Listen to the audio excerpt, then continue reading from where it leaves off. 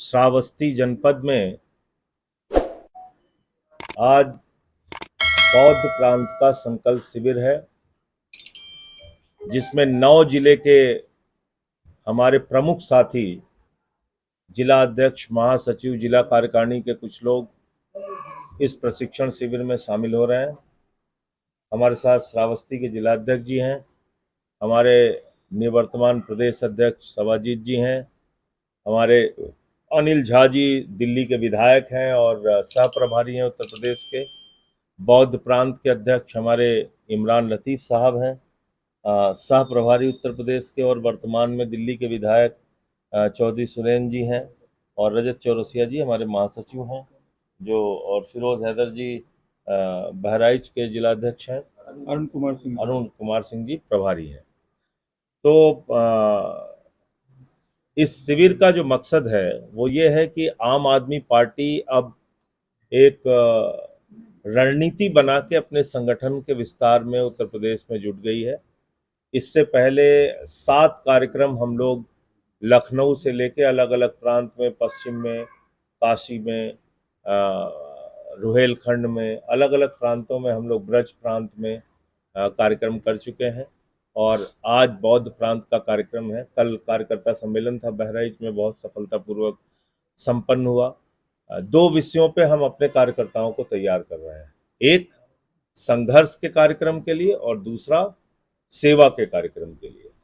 संघर्ष का कार्यक्रम जो करना है वो है बिजली कटौती और बिजली के बढ़े हुए दाम।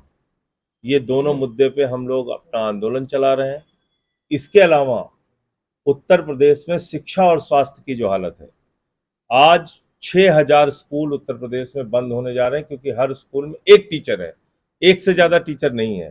तो हिंदू मुसलमान दंगा फसाद, लड़ाई झगड़ा, ये सब पे तो पूरा ध्यान है भाजपाइयों का, लेकिन जब बच्चों के लिए स्कूल बनाने की बात होती है तो कह रहे हैं साहब हम 6000 स्कूल बंद करेंगे, इसलिए कि वहां सिर्फ एक टीचर है। तो ये एक टीचर अगर है तो सरकार का निकम्मापन है कि एक टीचर क्यों है, क्यों वहां बच्चों की संख्या नहीं बढ़ रही है, क्यों वहां पे टीचर्स की संख्या नहीं बढ़ रही है, क्यों विद्यालयों में सुविधा नहीं बढ़ रही है।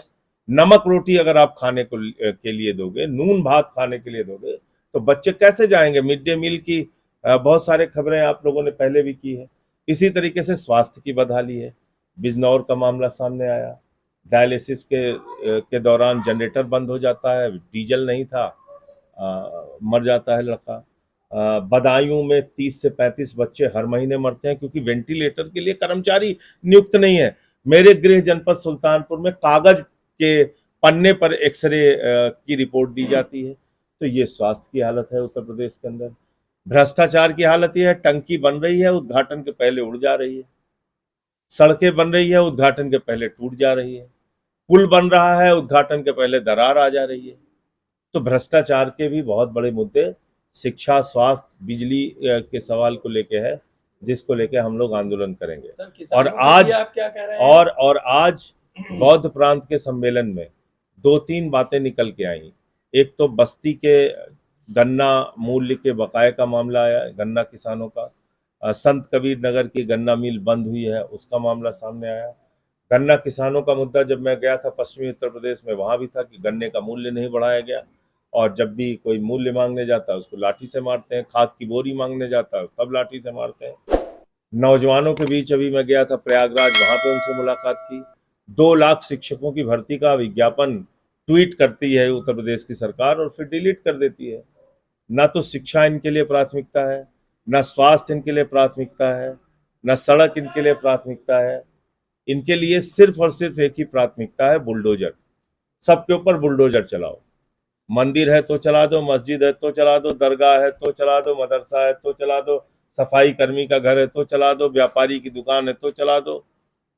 बनारस में अभी मैं 42 दुकानें लंका गेट के सामने जमी दोज कर दी गई। 110 साल पुरानी वहां चाची की कचौड़ी की दुकान थी, और सारे हिंदू 42 के 42, कोई उसमें मुसलमान नहीं है।